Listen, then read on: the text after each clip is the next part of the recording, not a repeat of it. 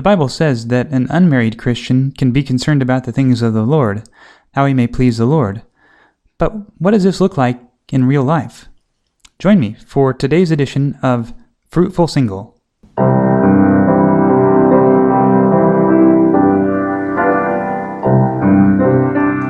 right, so Don, why don't you start by telling us where are you sitting right now, and what can you see from where you're sitting?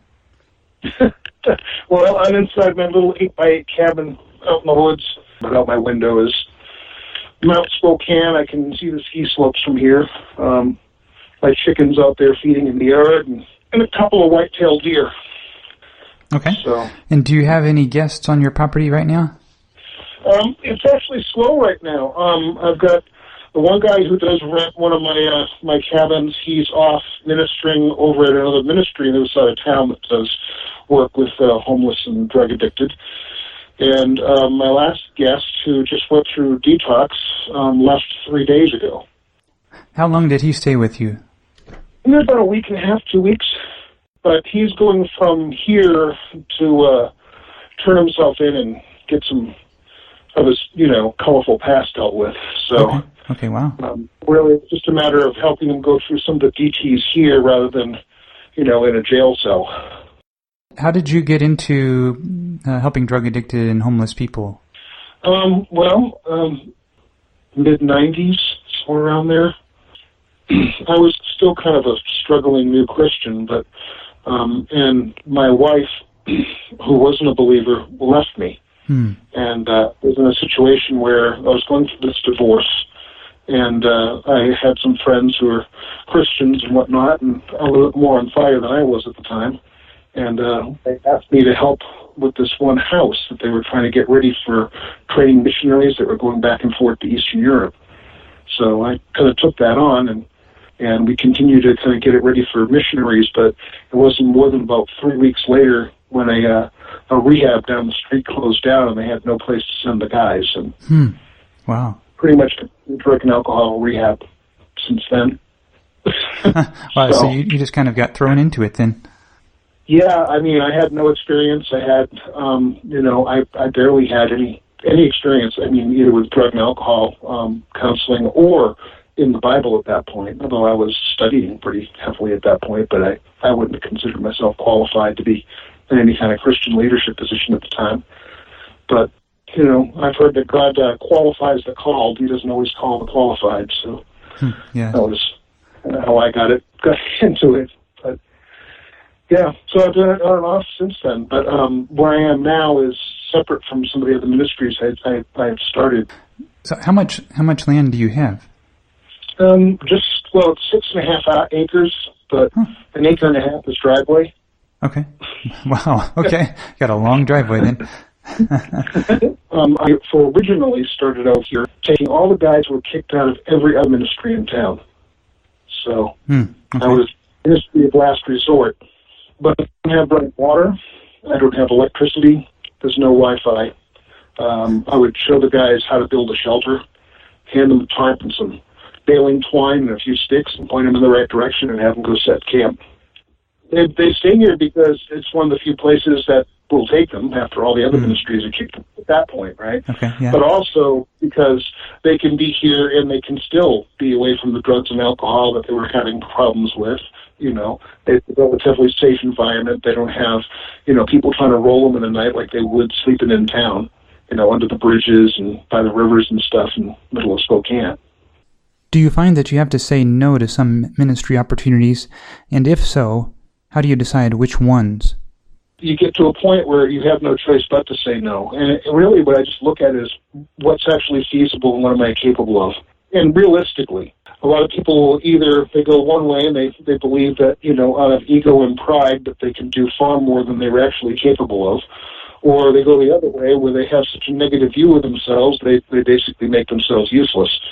So, maintaining that balance can be a challenge sometimes. Ensure that you're engaged enough where you're, fully doing what you can to the Lord, but not overextending yourself so that everything you do badly. I can go and do some really amazing things for 3 to 6 months. And then after that, there needs to be a break. Mm-hmm. Mm-hmm. So, I mean, I can run, working 18, 20-hour days, with guys on you all the time, no time alone. People are, bringing crises to you while you're on the toilet or in the shower. I mean, just absolute, you know what I'm saying? I mean, not one moment to yourself, just flat out. And, 3 to 6 months, I'm good, but then there has to be that break. And that's, usually where I find some place that's out in the woods or away from people altogether and just hibernate with Bibles and books. I wait until, I'm recharged, do a lot of prayer and whatnot, and then go back in. Now, another aspect of what you're trying to do with the sort of minimalistic way of ministry that you've set up there is provide a training environment for missionaries who want to go overseas to minister in third world or rural areas. Mm-hmm. How did you get started down that road?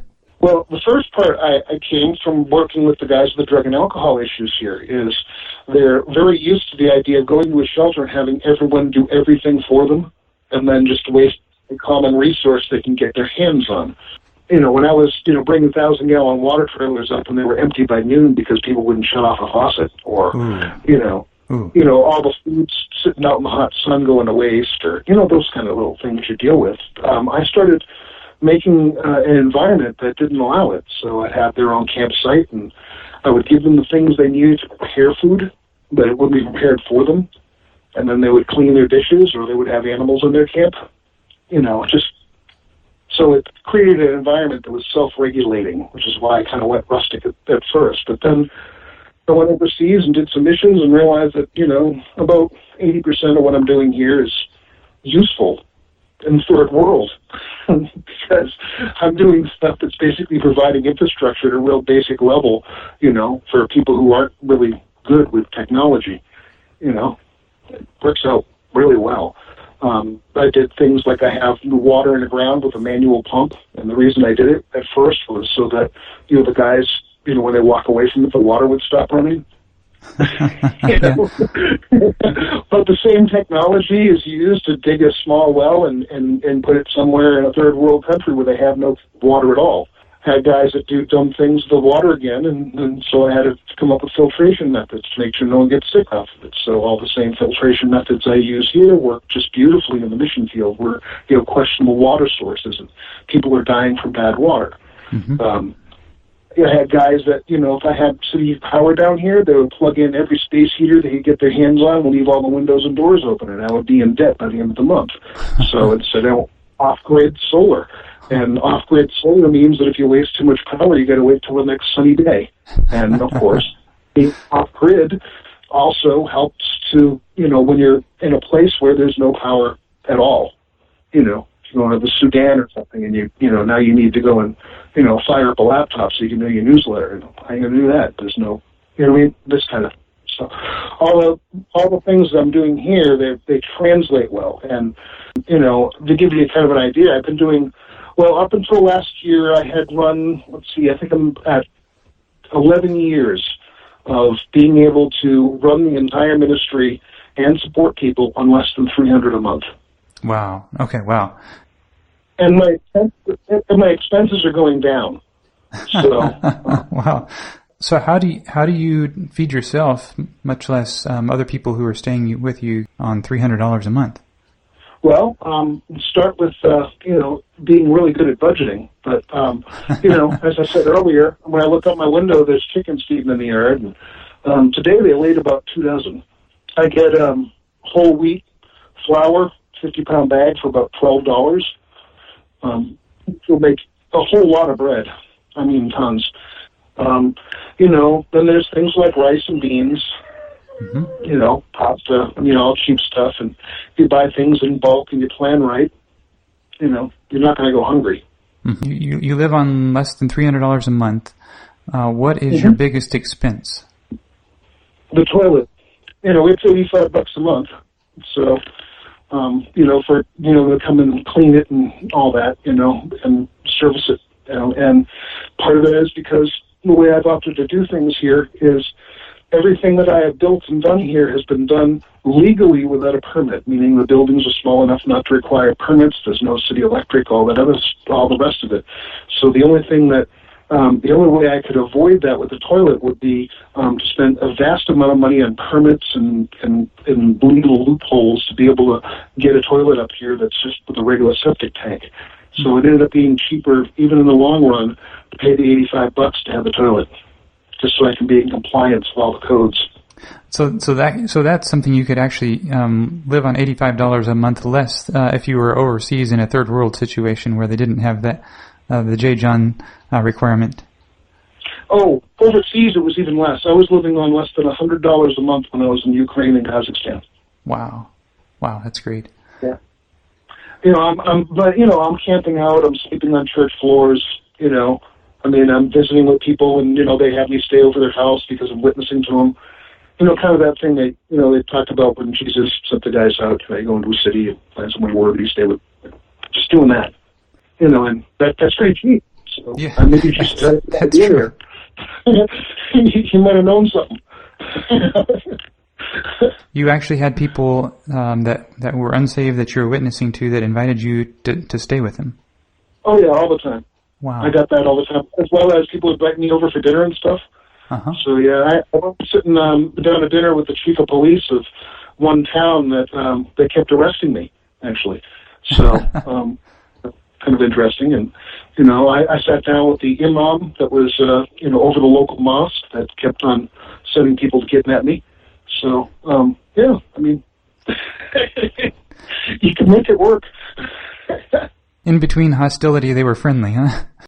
The police like to come and kick your door in about 2 or 3 in the morning, and they'll haul you to jail. Mm-hmm. And then when they release you, then after they've released you, the next day or whatever, because they really had nothing, that's when usually they're waiting to stab you or kidnap you. Okay. Other people. On your way from the police, now they know your route. They know you're being released at a certain time, and they know you're going to be walking back to your apartment, so they choose their alleyway or whatever foolishness they want to try.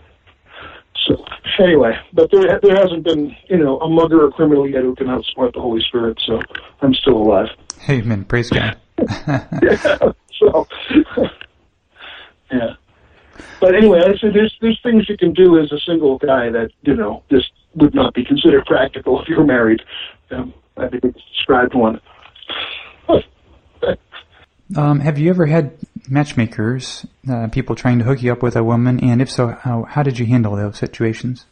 Oh, that was constant. Especially when we got to like Ukraine and Kazakhstan and Russia. The first question they ask you is, are you married and how many kids do you have? The minute they find out you're single, they've got, 20 or 30 single women in the church, they're going to try to hook up with you. Oh my. It's just a barrage. I mean, it's insane. And, most of them are women that, for the most part, they're just waiting for an American to come so they can marry their passport. Yeah, it's like a whole dynamic there that is just off the hook. But, I just use the same principles I've learned before. You just do the thing where you're never the last person in the room. You're always with somebody else. Make sure you're part of a group, all that, just to make sure you're just never put in any kind of compromising situations. And that usually, between that and the language barrier, that usually saved me. Is there any ministry that you feel is particularly suited for single men? Oh, yeah, frontline missions. Okay. I mean, it's hard to argue with that, you know what I mean? It's like, who else do you send to the place where they're killing Christians actively to go hand out Bibles? It needs to be somebody who's relatively brave. Most of the world where you're going to, that's the case. They have a really negative view on women, so it's more dangerous for women. Mostly you find that, it's a lot easier for a single guy to do that kind of work than it is for somebody who's married or, young, brave men with, no families counting on them. They can usually afford to be a little braver.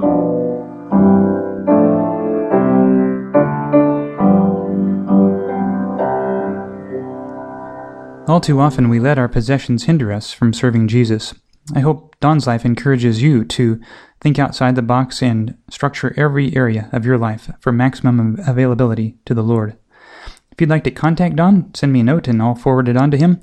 Or if you have any feedback for me or know somebody I should interview, I'd love to hear from you. Just visit fruitfulsingle.com. While there, you can also apply for the $1,000 Fruitful Single Missions Travel Scholarship or join the Fruitful Single Facebook group. Again, it's fruitfulsingle.com.